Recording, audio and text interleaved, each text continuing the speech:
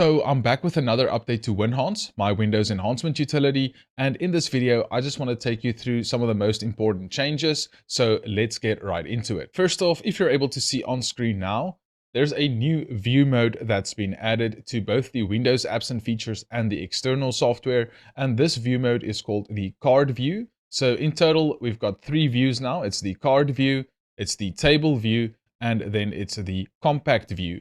Now, most of you, if you've used the Winhance before, you would have been familiar with the compact view that you can see on screen now. And you can still use this layout if you prefer it, but the card view is going to be the default going forward. Now, also added in this update are app icons for each one of these apps. And this goes for the Windows apps and features and the external software. You'll be able to see all of these app icons. And this is something I've been meaning to do for a while, because in my opinion, the old compact view not having the icons made it difficult to tell at a glance what item you're removing. Yes, obviously the name identifies the item, but having a visual cue like the actual app icon is just a much easier way of telling what that app actually is. So the way I'm getting these icons are through a variety of different methods. If the app is installed on your PC, like for example, you can see on this new card view that we've got here, I've got this installed badge. So this icon was sourced from the app that's installed inside of Windows. For items that are not installed, for example, the 3D viewer app doesn't even exist in Windows 11, but it's not installed along with Copilot and all of these others that you see here that don't have an installed badge. Those icons will just go through a one-time download process from the Microsoft Store, because this information is also saved on the Microsoft Store.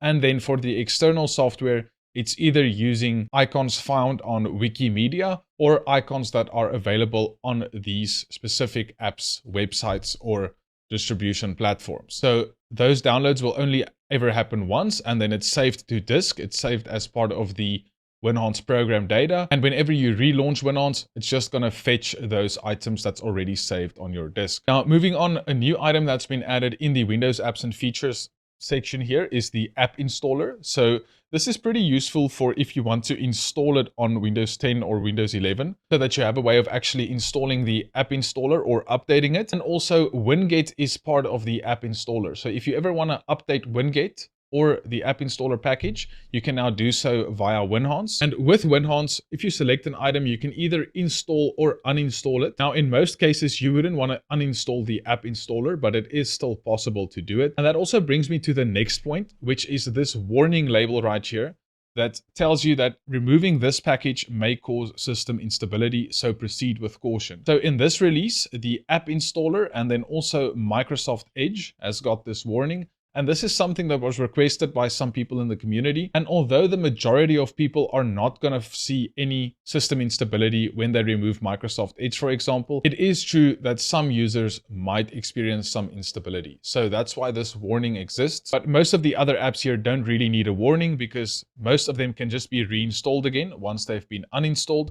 But there are some items in this section that can't be reinstalled, and they have these permanent badges right here. In previous releases of Winhance, it would have said not reinstallable, but I've changed that so that it's only one word, because the not reinstallable or cannot reinstall terminology just doesn't fit on a badge like this. So for these items that have this permanent removal icon next to it, you can't reinstall it again once it's been uninstalled from your system, unless you do a clean install of Windows. So if I switch through these different view modes, like the table view, for example, you'll see that the warning icon has also been added to those views, and the installation status indicators have also changed from a green ellipse to a desktop tower icon, which is green when it's installed and gray or grayed out when it's not installed.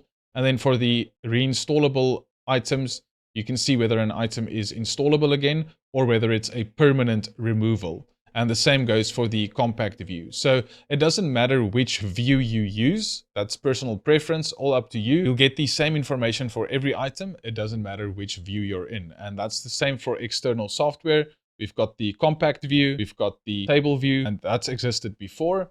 And then we also have the card view that was added in this update. And in my opinion, this is just a much better way and much better implementation of seeing what apps you're actually working with in the software and apps feature in Winhance. Then with regards to bug fixes in the Windows apps and features section, in the previous release, there was an issue where if you would hit the refresh button, it would just hang indefinitely and not finish refreshing the installation status. And that's been fixed, at least in my testing, and it's not hanging in the refreshing installation status loop anymore. It actually finishes doing that task. If we move on to some of the other features, like the optimize feature, for example, in the gaming and performance section, there's been some changes. The first one being there's now a system protection or a restore points toggle.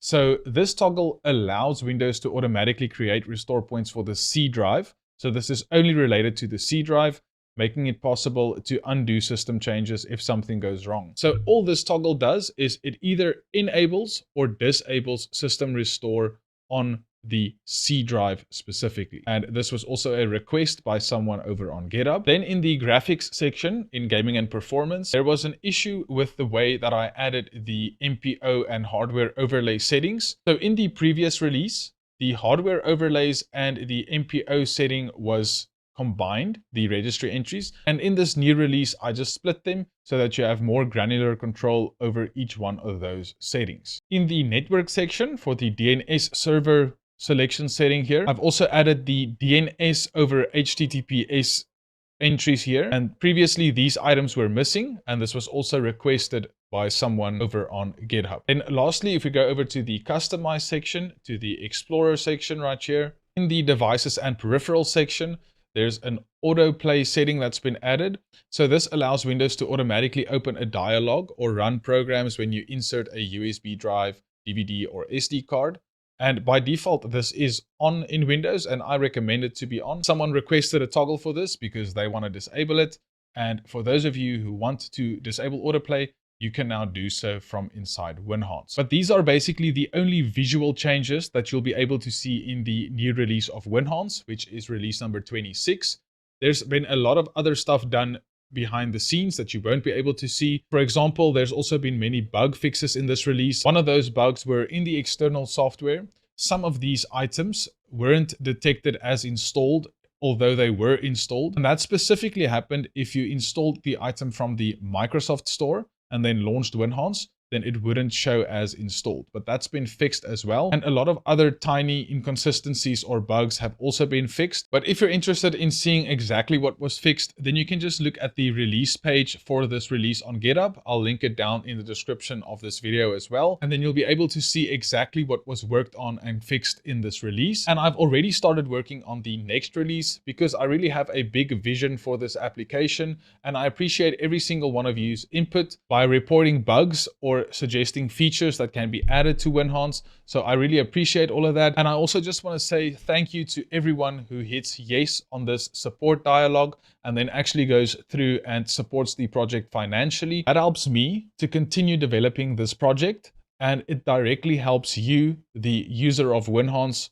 to enhance your and your client's Windows experience without any issues or hassles. So I just want to give a special shout out to all of you and to everyone who's just sharing the application with a friend or a colleague. I really appreciate that, and I'll have more awesome updates for Winhance for you in the near future. So stay tuned.